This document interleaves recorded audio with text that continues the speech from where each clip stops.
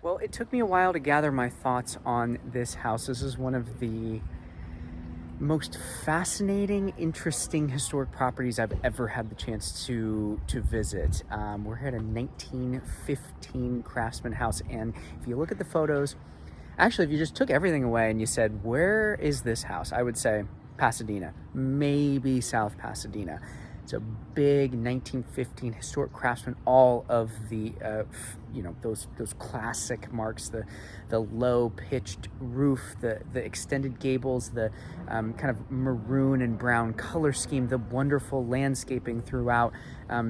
The layout, all of the little features. I mean, everything screams green and green. It's not a green and green. This house is actually built by Charles Bent, a much lesser known craftsman architect.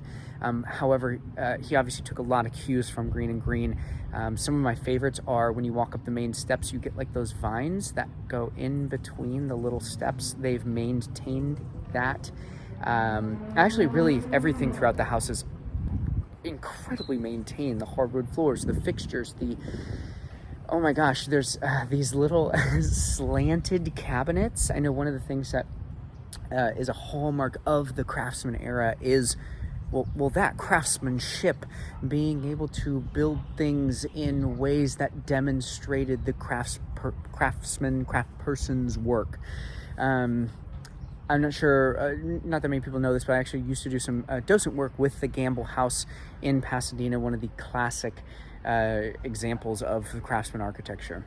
However, I was getting to this. This house is not in Pasadena, it's not in South Pasadena, it's not in San Marino, it's not in any of the places that you might expect this fantastic piece of architecture to be in, this work of art. It is in Mount Washington. Mount Washington, not really known for its craftsmen. Not even craftsman bungalows, let alone a large-scale craftsman like this. So that is one thing that makes this super cool and unique to me. You've got fantastic views off of the front of the house. So the main house is back behind me. I am out on the wide deck. It's like a 4-car garage that's now, there's like a fire pit and a seating area and some wonderful mountain views. But we should stay with the house. Oh man, and what a piece of property too. There's a duplex that's out back. One of the units is rented at the moment. It's been nicely renovated in a really cool, faithful way to this style of architecture. And then back behind that is 100-year-old eucalyptus trees through the rest of the property. The property's huge. It just keeps going in the back. It is incredibly peaceful back there. Mount Washington's sort of known for being nice and peaceful. Gosh, what do I say about it? I mean, it's going to take a unique buyer for this house because it is a Mills Act. It is a historic property. It is going to need to be a craftsman lover because there's really just no other way to kind of take in some of those, quirky things sometimes that are in these old craftsman houses. But gosh, if you love it, this is such a stunning example of craftsman architecture. Oh man, like there's little built-in storage in the stairs that go up to the second floor. There's a wonderful clawfoot tub up there. Obviously Craftsman's known for the built-ins. The built-ins are throughout the house. You've got that lovely porch all the way out front, like perfectly just covered. Beautiful to just sit in and look at. And one of the great things is many of the Craftsman architecture homes that, as the city has been modernized, those front porches aren't nearly as nice to go sit out on because it's like, heavily trafficked street. Not at all in this case. Beautiful, quiet street.